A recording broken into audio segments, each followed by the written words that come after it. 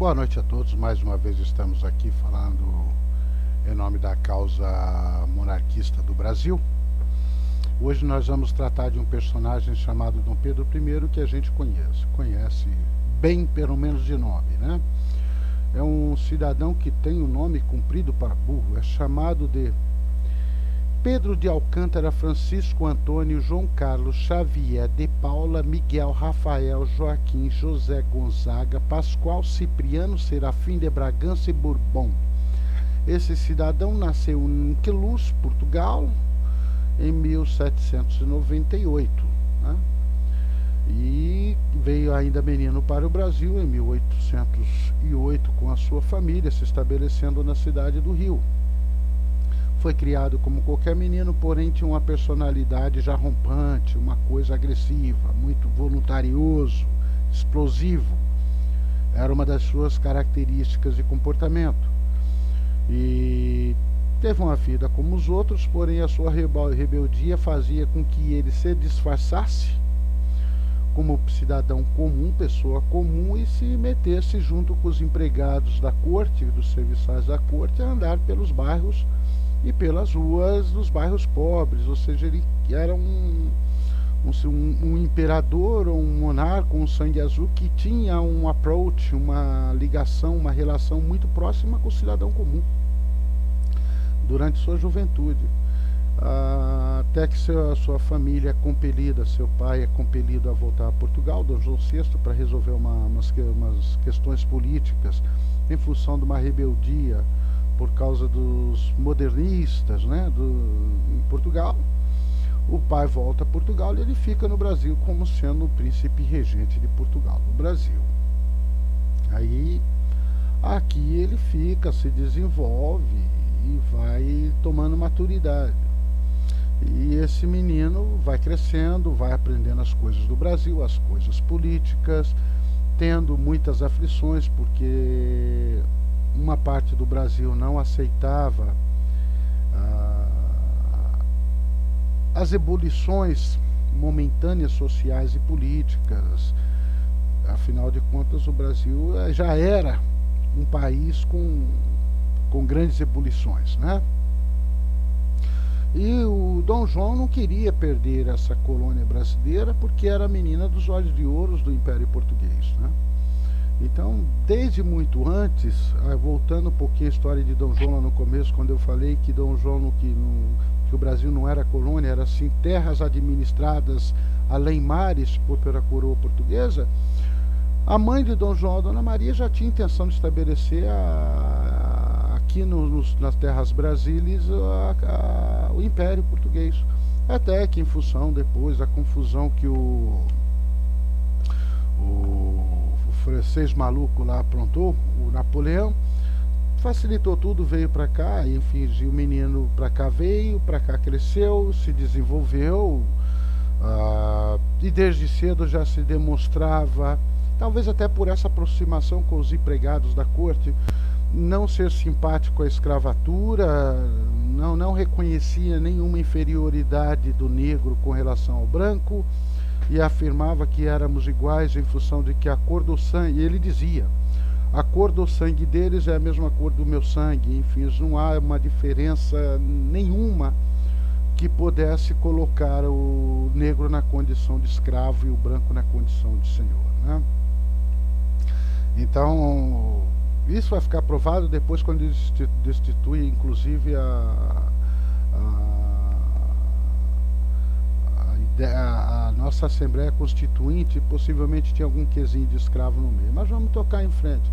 Ele não acredita, é um sujeito que tem sua personalidade, para alguns tido como forte, alguns tinham ele como boçal, alguns tinham ele como muito habilidoso, mas era um homem comum, que vivia comum, até chegar a uma certa idade em que ele teve que casar, né, já aí com uns 19 anos, termina casando com a dona Leopoldina, da família Habsburg, que era o maior império da Europa, que era o Império Austro-Húngaro. Ela era filha do Francisco I, o imperador, né, e da segunda esposa do Francisco I. E esse casamento se deu na igreja Santa Efigênia, na rua da Alfândega. no Rio de Janeiro. Houve grandes comemorações, afinal de contas o príncipe casara-se, né? Desse casamento, dentre outros filhos, ele teve a Dona Maria da Glória, que no futuro se tornará rainha de Portugal, e teve o Dom Pedro II, que no futuro também se tornará o imperador do Brasil. Com essa confusão da família imperial em Portugal, vai e vem, os modernistas queriam uma administração diferente, estabelecendo constituições a Portugal. Uma parte queria a Constituição, outra parte não queria. Conclusão, a família ficou lá para se estabelecer. E com isso, nossa terras Brasília ficou um tanto quanto que abandonada, meio que abandonada, considerando português, abandonada, porém um risco para a coroa portuguesa, né? O risco da independência. E Portugal começou a apertar a administração local, a apertar o príncipe herdeiro, né? O jovem Dom Pedro I. E apertando, até que em um certo momento a coroa portuguesa, já com seu pai lá, seu pai já assumindo o Império Português, porém a Casa Legislativa de Portugal estabelece que Dom Pedro I teria que retornar a Portugal. E isso era uma maneira de proteger o patrimônio Brasil e ter esse jovem, esse regente, sob o controle dos olhos da cúpula, da corte. Mas o rapaz se embruteceu, clássico do seu ímpeto de coragem ou de arrojo. Ele simplesmente estabeleceu que não iria voltar a Portugal. Não voltaria e ponto. E foi o famoso e conhecido como o dia do fico. O dia do fico não é o dia da independência. O dia do fico é o dia que ele resolve romper uma ordem portuguesa definitivamente, estabelecendo que não volta, que fica no Brasil. Porém, até aí ele só rompeu esse mando, essa ordem portuguesa. Não se esqueça que Portugal tinha no Brasil as forças armadas, uma cavalaria forte, soldados fortes, portugueses que aqui ficavam para cuidar da nossa fronteira, né? Toda a nossa costa litorânea tinham os núcleos onde congregavam esses militares. A Revolução fica lá em Portugal, se resolve até que seu pai morre, né?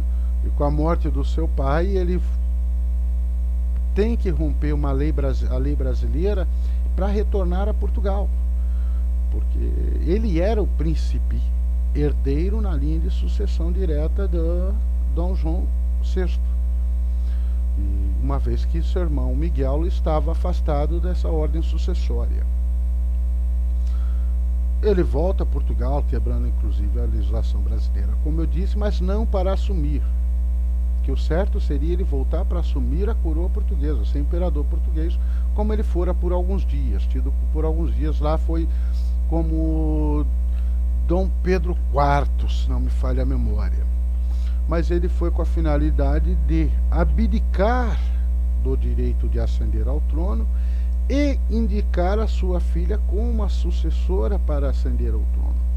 Para isso teria que haver um conchavo intrafamília deles mesmos, na qual a filha do Dom Pedro I casaria-se com o seu irmão, que não assumiria o trono e ela sim assumiria.